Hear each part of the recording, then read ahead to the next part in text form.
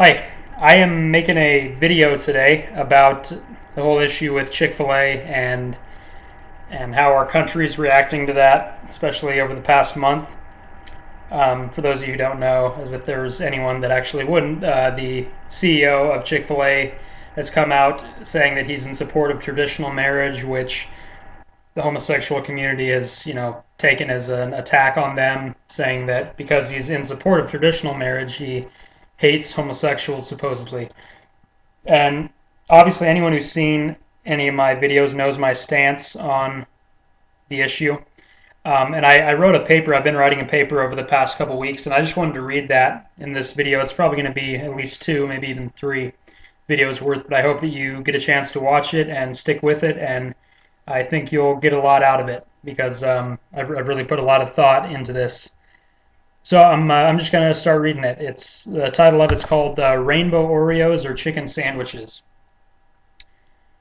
Few issues spark more controversy today in America than gay marriage and gay rights. Some will boycott colorful Oreos or certain chicken sandwiches depending on which side of the aisle they fall. As a Christian, I want to put this issue to rest.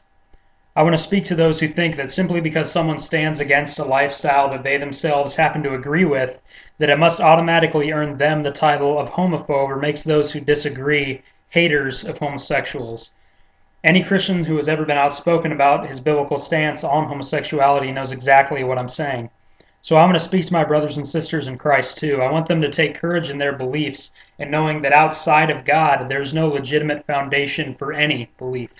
So let me consider that claim that we are hateful or homophobic because of our beliefs, as well as what is ultimately at the foundation of that accusation.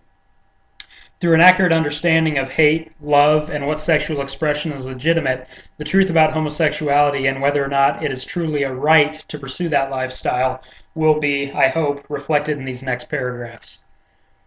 The first thing I'm always ready to ask someone who labels me as hateful because I believe God had one design in mind for sex and marriage is simply this: how do you define hate? And why does your definition of hate apply to me and everyone else? It's an important question because I notice that when Christians define love as God defines it or marriage in the same manner, they're quickly scolded because they are forcing their beliefs on others. What are the supporters of homosexuality who label Christians as hateful doing if not the exact same thing? They refuse to accept that there is a true biblical definition of love, sex, and marriage, but won't bat an eye at describing Christians as hateful or homophobic as though they carry the ultimate and absolute definition of those terms. And that is what really is at the core of this issue. Who defines hate? Who defines love? Who defines why our rights have value or meaning in the first place to even open a door for a discussion on our individual and collective rights? How do we even make the argument that we could possibly have rights or value apart from God? These are all questions that we have to answer. First, let's talk about our rights and whether or not we can argue that they should be respected without God. Ravi Zacharias was at a speaking engagement discussing the value of human life. To illustrate a point, he held up an authentic $1 million bill. Yes, it was a real $1 million bill. There was only one problem with it. It was from Zimbabwe, a place where the inflation rate is so high that the value of their currency changes every day or so. The reason? There's no point of reference for its worth. It's essentially worthless. And so it is with the value of human life if there is no point of reference for why we have intrinsic worth and value. Furthermore, one can only make the case for rights if intrinsic worth and value are at the foundation of that idea. Apart from God, there is no meaningful reason to even make an argument for rights. What point of reference would one use to make the case for those rights and why they would have worth or should be honored? There is none. Atheism, with all its confidence, offers no legitimate answer to why our lives have ultimate value or why we have any rights to speak of. In Christ, we have that intrinsic value. We have worth because He died for us and because God created us in His image. That truth gives us the reasoning for our rights. But they aren't rights without boundaries. And even though we have the freedom to walk past those boundaries, it doesn't make that decision moral or justified.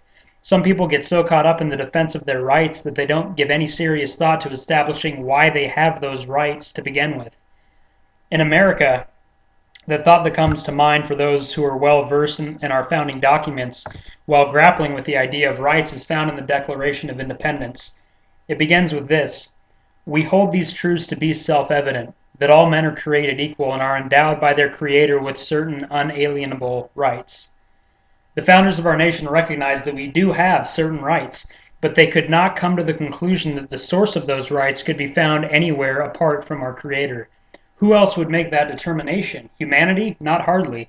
The very fact that we are continually and constantly fighting over what our rights are, what morality is, and what sexual expression is legitimate shows quite clearly that we are never going to reach a consensus on any of these issues. And even if we did collectively agree on any topic regarding life, wouldn't we first have to claim that we were perfect to make those perfect absolute standards? Can any of us make the claim that we're perfect? No. Then how can imperfection tell imperfection what perfection is? Isn't it interesting that we strive for a perfect moral code to shape our lives around, while at the same time recognizing that we ourselves are imperfect? When we recognize our own imperfection, don't we already assume a perfect moral standard that we are bound to outside of ourselves? How then could we ever be the source of such a standard? We forfeit our right to be the author of this standard simply by the fact that we are looking for the answers to these questions. We look for the answers because deep down we know we do not have them. We do have worth and value, and we do have some rights in this life, but they come from our Creator and will never be found anywhere else. So for the supporters of homosexuality, please ask yourself why you believe you have those rights. If you come to the understanding that God is the only source of any of those rights, shouldn't you also ponder the other things God says about life and how it ought to be lived? And I'm going to cut it off there and read the second part here in the second part of the video. But thank you for watching, and to be continued in a few seconds. Thanks.